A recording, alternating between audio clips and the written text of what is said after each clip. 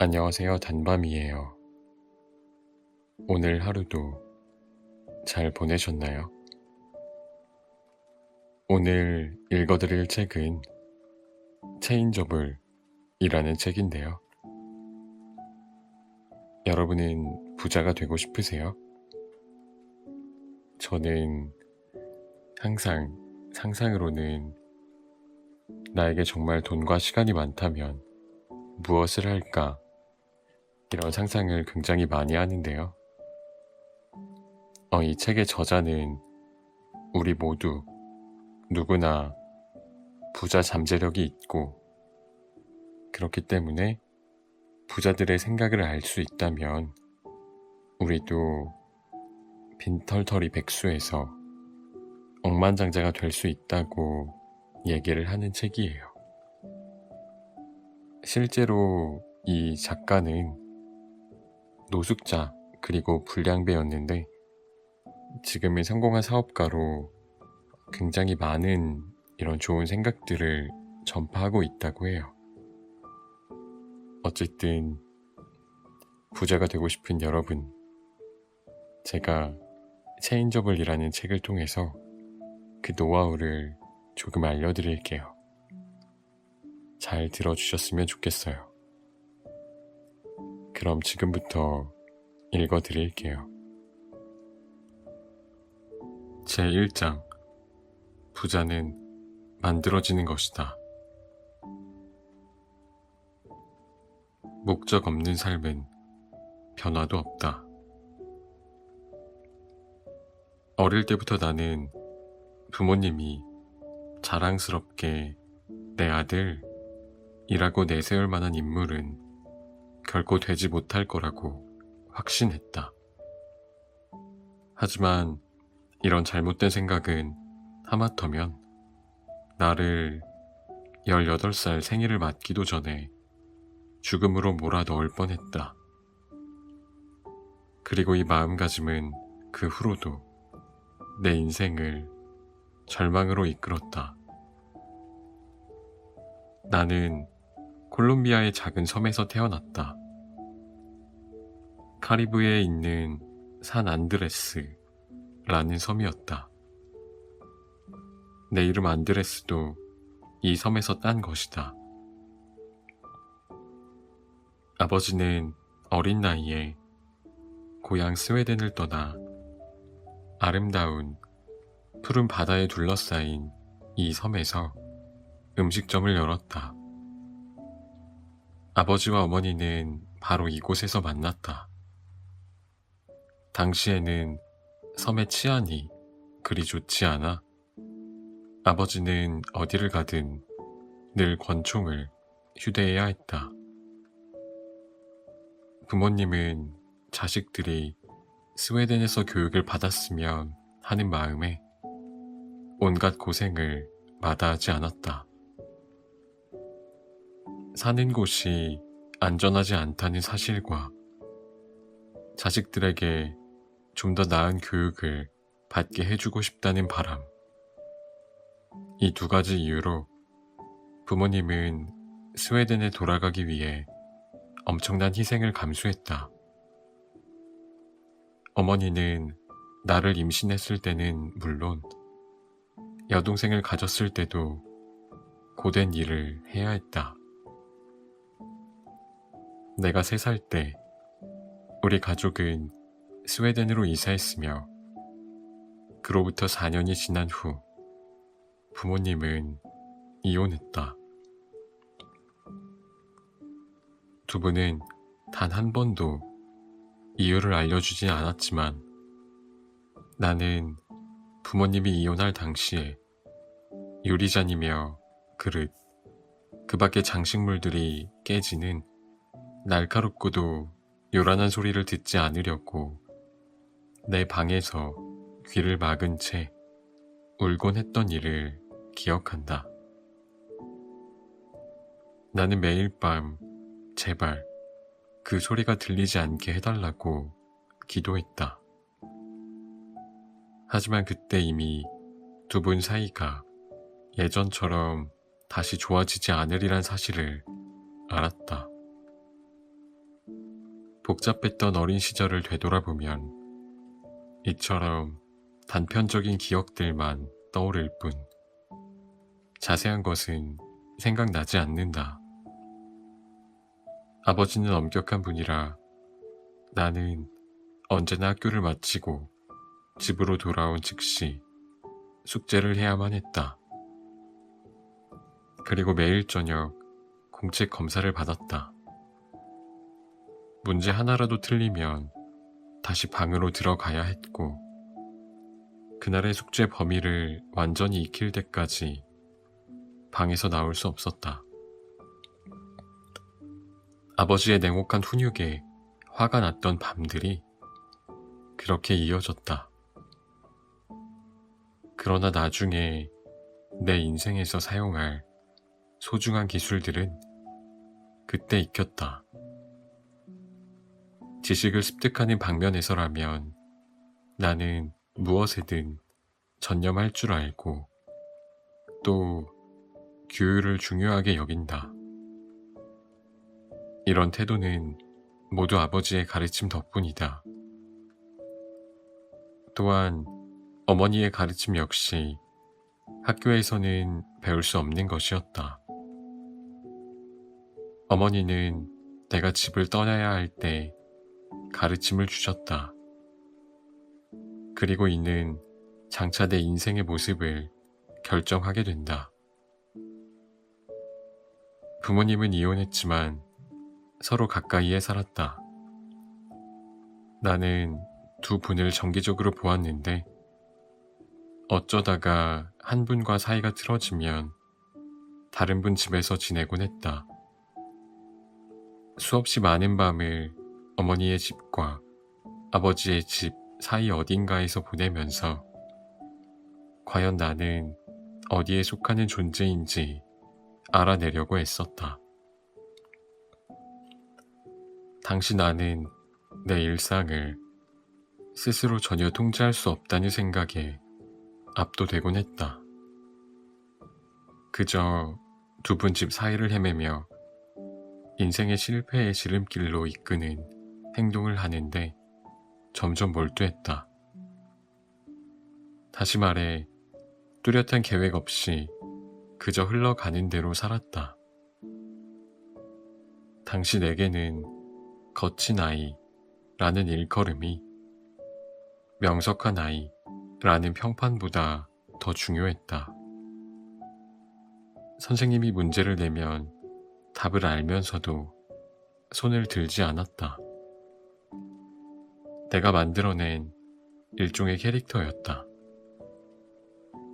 몇 차례나 학교에서 나쁜 행동으로 지적당하고 벌을 받았다. 학교 통풍관에 썩은 생선을 몰래 넣어 혼이 나기도 했는데 학교가 사흘 동안 문을 닫아야 했을 정도로 악취가 났다. 유명한 독일 철학자 아르투어 쇼펜하우어는 인간의 행복에는 적이 둘 있는데 고통과 지루함이다 라고 했다. 지루함에 관해서는 확실히 그의 말이 맞았다. 충동에 이끌리는 데 익숙했던 나에게 지루함은 두말할 나위 없는 적이었다. 지루함은 내가 올바른 결정을 내리는 걸 가로막았다. 그때는 왜 나 자신을 해칠 수도 있는 짓들에 초점을 맞추고 살았을까? 왜 나 자신을 파괴하고 싶어서 그렇게나 안달이 나 있었을까? 대답은 간단하다. 아무런 중심이 없이 살았기 때문이다. 내가 할 수 있는 선택과 거기에 따른 결과를 연결하지 못한 채 그저 터벅터벅 인생길을 걸었을 뿐이다. 결국 15살이 되던 해 학교를 자퇴하고 정신없이 놀기만 했다. 추구하는 목표는 없고 좋은 일이든 나쁜 일이든 시끌벅적한 일이 일어나기만을 바란다면 언제라도 요란한 일들이 찾아오게 마련이다. 그때는 그야말로 진탕 놀기의 연속이었다. 또래 아이들은 대부분 학교에 다녔지만 나는 스톡홀름 거리에서 거의 날마다 술에 취해 있었다. 어느 순간에 이르니 술에 취한 흐릿한 정신으로도 하루를 용케 잘 버텨내는 기술을 터득하기까지 했다.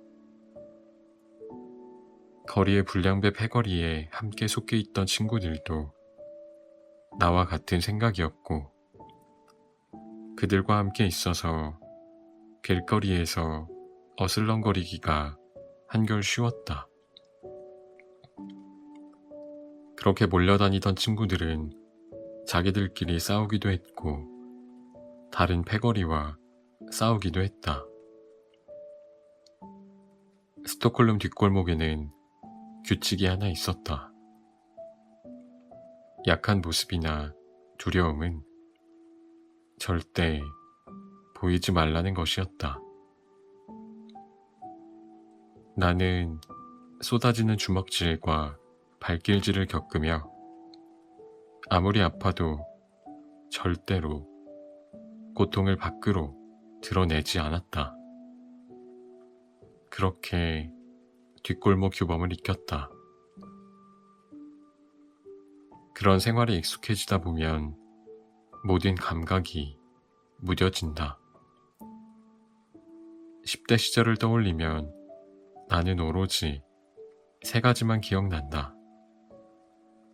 사람들을 피하는 것, 술을 마시는 것, 그리고 합리화하는 것이다. 앞에서도 말했듯이 나는 부모님이 자랑스러워할 만한 어떤 일을 해낼 자신이 없었다. 그래서 특별한 목표도 없이 그냥 되는 대로 살았다. 이미 패배자가 되어버린 듯 했다. 굳이 무언가를 성취하려고 애쓸 필요가 뭐 있어? 라고 생각했다. 당시 나는 10대임에도 불구하고 알코올 중독자가 되었다. 그대로 가다간 실수 한두 번이면 평생 감옥에서 썩을 수도 있었고 일찌감치 관에 들어놓을 수도 있었다. 체포당하는데도 익숙했고 싸움을 걸거나 제멋대로 구는데도 아무런 이유도 없이 말썽을 일으키는데도 익숙했다. 18살 때 과연 내가 19번째 생일을 맞을 수 있을까? 라는 생각도 했다. 이후 나이를 더 먹으면서 신체적으로 강해진 만큼 분노도 더 거세졌다. 점점 더 자주, 더 격렬하게 길거리나 술집에서 싸움을 벌였다. 내 인생의 첫 번째 전환점은 어느 버려진 건물의 계단에서 잠에서 깨어나던 순간에 찾아왔다. 머리는 멍하게 무겁기만 했고 옷에는 때국물이 줄줄 흘렀다. 그곳이 어디인지 내가 어떻게 거기까지 가서 잠들었는지는 도무지 알 수 없었다. 그때 큰 소리로 중얼거렸다. 내가 지금 죽은 건가? 내가 죽었나? 그 상태로 그곳에서 하루를 꼬박 보냈다. 머리와 몸이 분리된 것 같았다. 깨진 유리 조각 위에 누운 상태로 잠이 깼으며 그곳은 죽은 자들이 지나가는 계단이라는 생각이 들었다. 그 생각은 아무리 떨쳐버리려고 해도 떨어지지 않고 끈덕지게 눌어붙었다. 집으로 돌아갔는데 어머니의 표정을 도무지 읽을 수 없었다. 한마디도 하지 않는 어머니의 얼굴에 서린 상처와 걱정, 실망과 절망, 그리고 분노가 내 온몸을 타고 전해졌다. 그 느낌은 그때까지 경험한 어떤 주먹질이나 발길질보다 더 아팠다. 내가 집에 돌아왔다는 말을 들은 아버지는 어머니와 만나 안드레스를 어떻게 할 것인지를 두고 다투기 시작했다. 나는 곧바로 어린 시절로 돌아갔다. 혼자 방에 웅크리고 앉아 귀를 막았고 눈에서는 눈물이 하염없이 흘러내렸다. 당시 나는 갈림길에 서 있었다. 나에게 무슨 일이 생기기라도 하면 어머니가 당신 책임이라고 여길지 모른다는 생각이 들었고 그 생각은 두려움으로 바뀌었다. 어머니가 아들이 망나니 짓을 하고 돌아다니도록 내버려 두었으며 내가 죽고 나면 스스로 아들을 죽음의 구렁텅이로 몰아넣었다고 믿으며 괴로움에 몸부림칠까봐 걱정했다. 하지만 아버지가 정한 규칙에 따라 살고 싶지는 않았다. 무엇보다 이제 더는 두 사람이 소리를 높여 싸우는 모습을 보고 싶지 않았다. 나 자신을 스스로 책임져야 했다. 뭐라도 해야만 했다. 그래서 난생 처음 일자리를 구하겠다고 결심했다. 인생의 막다른 길에서 내린 이 결정은 그야말로 기념비적이었다. 적어도 나에게는 그렇게 느껴졌다. 내 첫 일자리는 텔레마케팅 사무실에서 선납, 심카드를 하는 일이었다. 입사한 지 얼마 지나지 않아 하루에 8시간 동안 200번, 300번 통화를 해야 하는 그 일이 지긋지긋해졌다. 여전히 깜깜한 어둠 속이었다.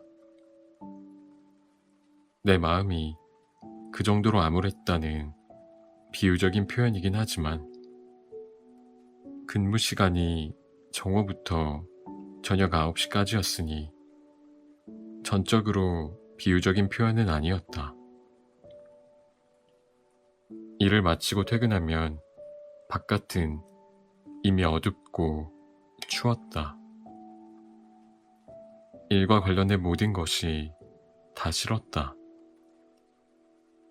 일을 시작한 뒤로 주말에만 술을 마시면서 놀겠다고 다짐한 터라 주중에는 사람들을 최소한으로만 만났다. 출근해서 일해야 하니까. 다시 말하면 파티도 안 되고 술도 안 되고 싸움도 안 되니까 스톡홀름 뒷골목을 함께 쓸고 다니던 깡패 친구들을 멀리해야 했다. 당시 나는 외톨이였다. 일하는 시간을 제외하고는 사회적인 관계라고는 아무도 없었다. 일을 마치고 집에 갈 때마다 혼자라는 생각에 무척이나 외로웠다. 책임감을 유지해야 하는 새로운 생활 방식 때문에 우울증에 빠졌다. 삶을 바꾸는 게 가능할 것이라고는 한 번도 생각해보지 못한 상태였다. 아무런 동기도 의욕도 없었다. 그래서 나를 우울하게 만드는 그 일을 그저 계속 붙잡고만 있었다. 마음먹은 인생의 경로에서 벗어나지 않으려면 옛 친구들을 멀리해야 했고, 파티를 벌이며 진탕, 퍼 마시지도 말아야 했다. 나는 철저히 혼자였고 고립되었다. 그런 상황 때문에 내 마음은 적개심, 좌절, 자기 연민, 분노로 들끓었다. 일하러 가기 싫었고 회사를 빼먹을 구실은 얼마든지 찾을 수 있었다. 그러다 결국 해고되었다. 나는 나를 해고한 회사를, 관리자들을, 나와 통화한 고객들을 욕했다. 모든 상황이 내 탓은 아니라고 되뇌었다. 책임지고 싶지 않을 때 누구나 하는 말, 바로 그 말을 나 자신에게 했다. 교육을 받지 못하면 결코 좋은 일자리를 가질 수 없다고 믿었기에 앞으로의 내 인생은 사방이 꽉 막혔다는 느낌이 들었다. 의사는 내게 우울증을 떨쳐나기 위한 3가지 약을 처방했다. 지긋지긋한 나날에서 벗어나고 싶은 간절한 마음에 약을 먹었다. 그런데 상태가 좋아지기는커녕 더 나빠졌다. 외부 세상과는 완전히 단절되었다. 가끔씩 누군가가 나를 만나러 집으로 찾아온다는 생각에 사로잡혀 현관 앞에 서서 누군가를 몇 시간씩 기다리곤 했다. 내 정신은 완전히 무너져 내린 상태였다. 그러던 어느 날 깜깜한 어둠 속 절망의 가장 깊은 구렁텅이에서 어떤 목소리가 들려왔다. 이보다 더 나아질 수 있을 텐데. 목소리는 점점 더 끈질기게 달라붙어 무언가를 말하려 했다. 그런데 나는 들을 준비가 되어 있지 않았다.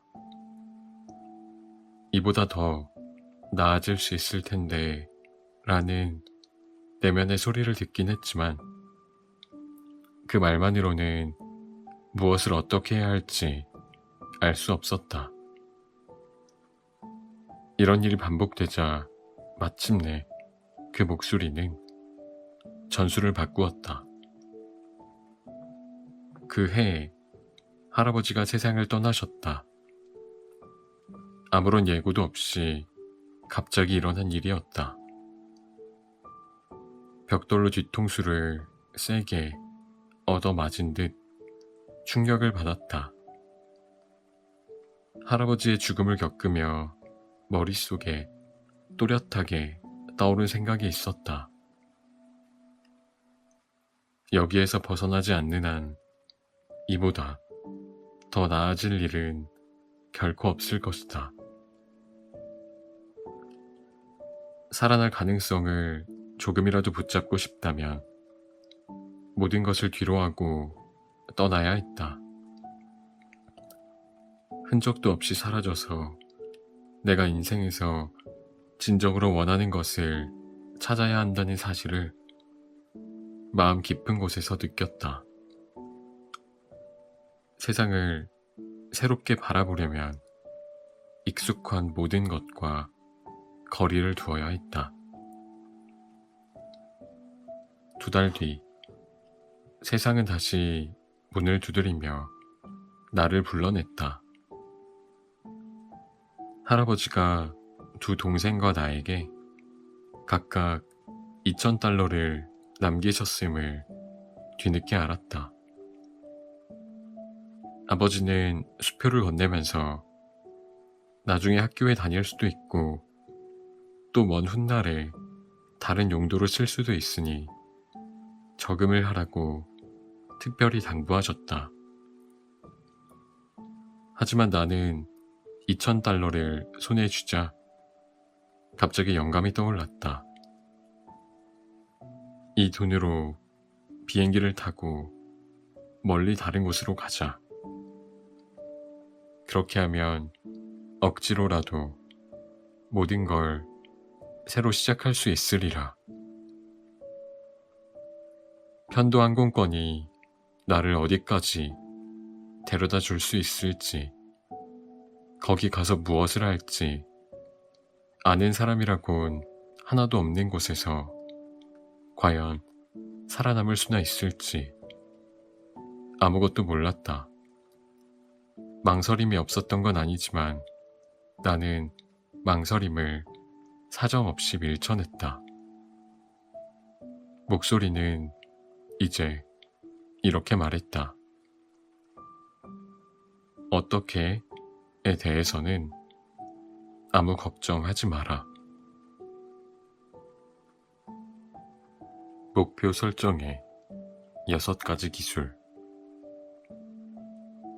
돈을 끌어당기는 첫 번째 원리는 무엇일까? 바로 인생에서 자기가 무엇을 원하는지 정확하게 아는 것이다. 성취하고 싶은 특정한 목표를 설정하고 그 목표가 자신의 인생에서 어떤 의미를 가지는지 또 얼마나 중요한지 스스로 명확하게 알아야 한다. 목표를 마음 한가운데 두고 새로운 기회가 올 때마다 목표를 향해 움직이는 것이 성공의 열쇠다. 그렇다면 항공권을 샀을 때 나는 이런 사실을 잘 알았던가? 전혀 아니었다. 의식하지 못하는 사이에 이 원칙을 실행했다니 감사할 뿐이다. 나는 그저 하고 싶고 되고 싶고 가지고 싶은 것에 정확하게 초점을 맞추어야 한다는 사실을 이해하고 있었을 뿐이다. 삶을 바꾸기로 마음먹은 이후 나는 잭 캔필드, 조 비테일, 브라이언 트레이시, 나폴레온 힐 등 성공의 대가들이 쓴 책을 읽고 그들이 마련한 세미나에 참석하기도 했다. 그러면서 성공한 지도자들과 부자들 사이에 특정한 공통점이 있음을 깨달았다. 그들은 자기 목표를 구체적으로 설정하고 적어두었다.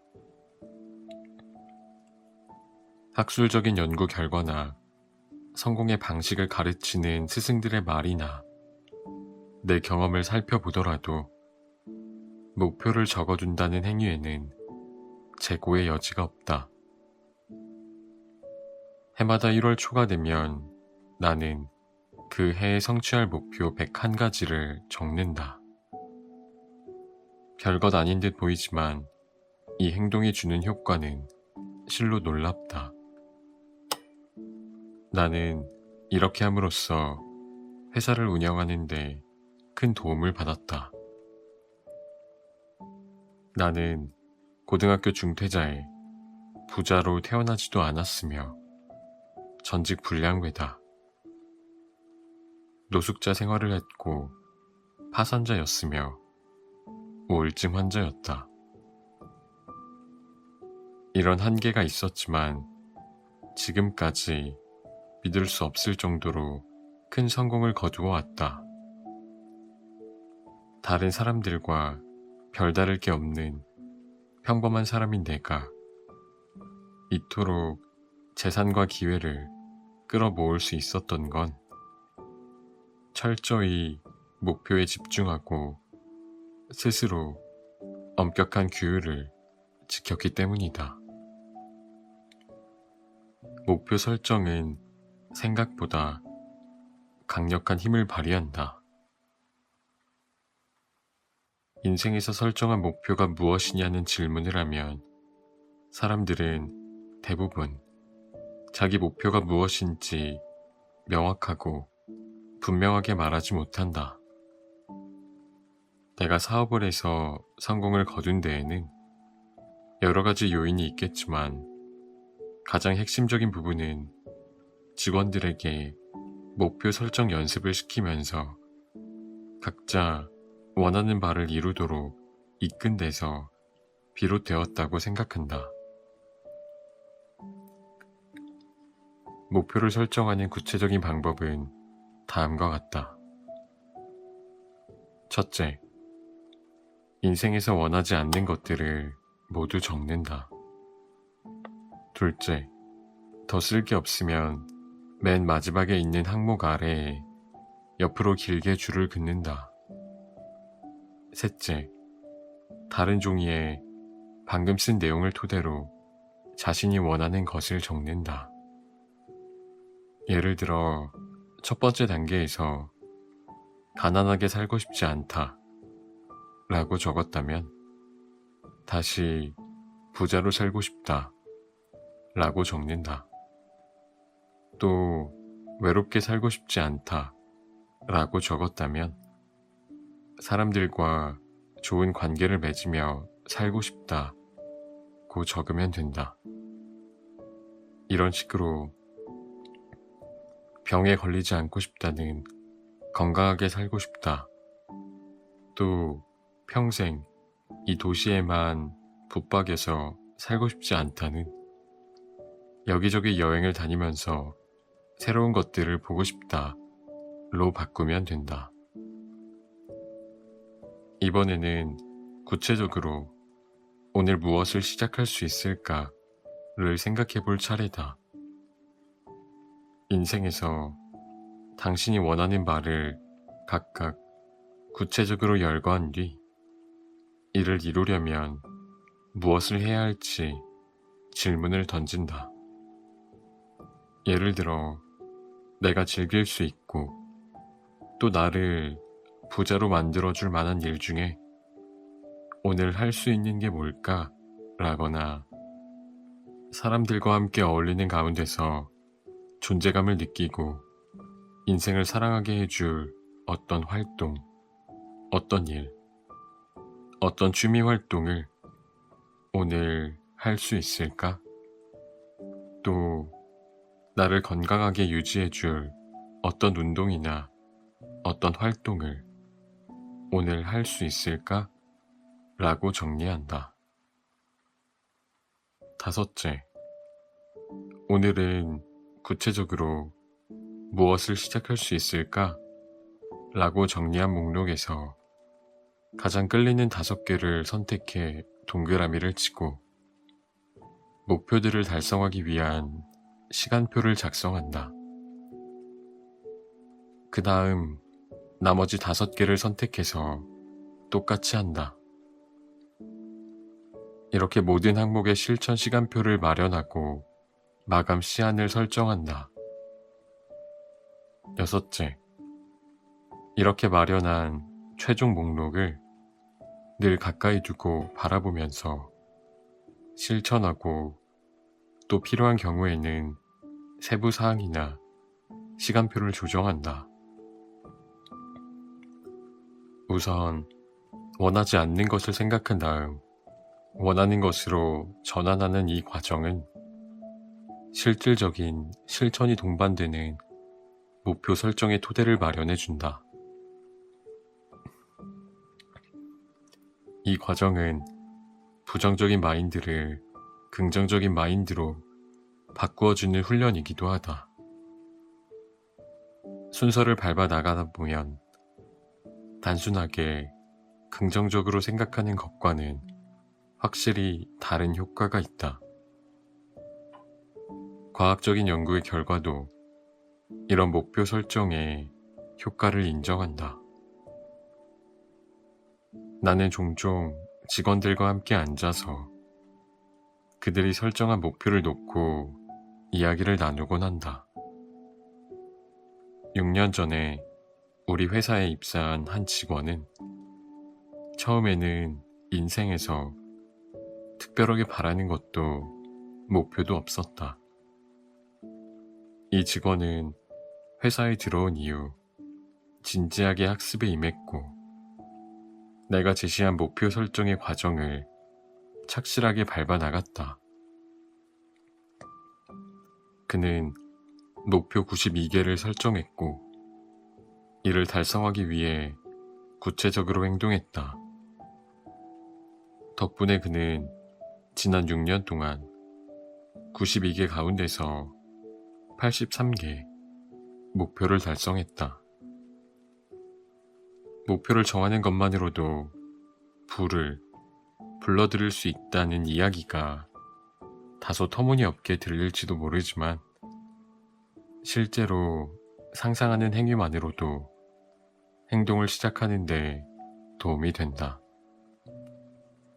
다시 말해, 사람이 마음속으로 상상하는 것과 실제 행동으로 옮긴 것 사이에는 밀접한 연관성이 있다. 마음속을 시각화하면 자신이 바라는 것과 그것을 이루기 위한 신체적 능력이 자연스럽게 연결된다. 뇌파가 그렇게 작동하는 것이다. 나는 이것을 불을 끌어당기는 힘의 원리라고 부른다. 이 법칙을 자세히 살펴보자. 하버드 대학교에서 생각이 뇌에 어떤 영향을 미치는지 알아보는 실험을 했다. 연구진은 피실험자들을 두 집단으로 나누고 한 집단은 실제로, 다른 집단은 마음속으로 피아노를 연주하게 했다. 피실험자들은 지적 수준이 동일했으며 따로 피아노 연주 훈련을 받은 사람은 포함하지 않았다. 실험 기간 동안 한 집단은 날마다 특정 음계를 피아노로 연주했고 다른 집단은 동일한 음계를 피아노로 연주하는 상상을 했다. 연구진은 가상과 실제 피아노 연주가 피실험자의 뇌 활동에 어떤 영향을 주었는지 확인하기 위해 피실험자들이 가상으로든 실제로든 피아노 연주를 시작하기 전과 피아노를 연주하는 일정 기간이 지난 뒤에 똑같은 방식으로 뇌를 촬영해 활동을 살폈다. 흥미롭게도 두 집단에서 모두 손가락 운동을 관장하는 뇌 부위가 상당한 수준으로 활성화된 것을 확인했다. 이런 결과는 피아노를 연주하는 상황을 머릿속으로 상상하는 것만으로도 마치 실제로 피아노를 연주하듯 뇌를 바꾸어 놓는다는 사실을 입증해준다. 그렇다면 목표를 정할 때 가장 주의해야 할 점은 무엇일까? 바로 모든 항목을 세부적으로 설정해야 한다는 것이다. 부자가 되고 싶다거나 건강하게 살고 싶다처럼 모호하게 적으면 안 된다. 이런 표현은 자기 목표를 구체적인 세부 사항으로 나누는 과정의 시작점일 뿐이다. 새로운 목표를 설정할 때는 언제나 다음 3가지 질문을 던지고 답해보자. 첫째, 이 항목이나 경험을 내가 직접 누릴 때의 모습은 구체적으로 어떤 것일까? 둘째, 목표를 달성할 때까지 얼마나 오래 전력을 다해야 할까? 셋째, 목표를 달성할 때 어떤 느낌일까? 예를 들어, 건강하게 살고 싶다 라는 목표라면 이렇게 말할 수 있다. 올해 추가로 5만 달러를 더 벌고 싶고, 적어도 넉 달 안에는 목표를 달성하고 싶다. 그렇게 되면 추가 수입으로 여행도 가고 빚을 갚을 수도 있을 테니 내 마음이 편해질 것이다. 또한 정신적인 스트레스가 줄어들면 신체 건강도 균형을 찾을 것이다. 건강한 몸과 마음을 가질 생각을 하니 기쁘다. 이런 상태를 잘 유지해서 다른 목표를 이루는 원동력으로 삼아야겠다. 밝고 생생한 마음속 그림들은 인생에서 기회를 만들어내는데 필수 요소다. 목표에 어떻게 도달할지는 몰라도 된다.